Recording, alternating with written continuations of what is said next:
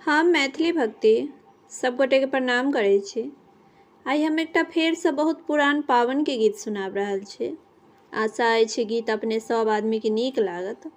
सुनू ई पावन के गीत आ हमर वीडियो के लाइक, चैनल के सब्सक्राइब सब आदमी कऽ देबै। जय मैथिली, जय भक्ति।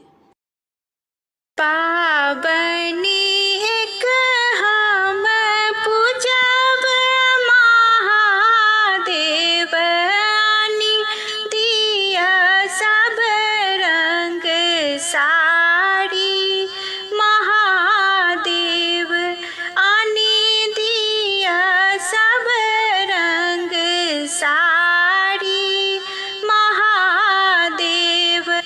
हमरो जंगल नहीं मरवड़िया बसहे गौरी, हमरो जंगल नहीं मरवड़िया बसहे गौरी। करू नैहर निस्तार हे गौरी, करू नैहर निस्तार हे गौरी।